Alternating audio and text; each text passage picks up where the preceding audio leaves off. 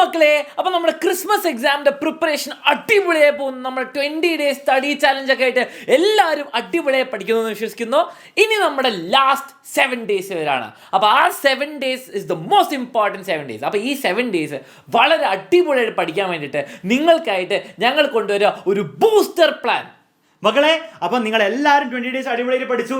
ഇനി അവസാനത്തെ ഈ 7 ദിവസം നമ്മൾ ഡബിൾ പവറിലാണ് പഠിക്കാൻ പോകുന്നത്. അപ്പം അതിന് വേണ്ടിയിട്ടുള്ള ഒരു ഇമ്പോർട്ടൻറ്റ് അനൗൺസ്മെന്റ്, 7 days ബൂസ്റ്റർ ചാലഞ്ചുമായി ഞങ്ങൾ നാളെ വരുന്നുണ്ട്.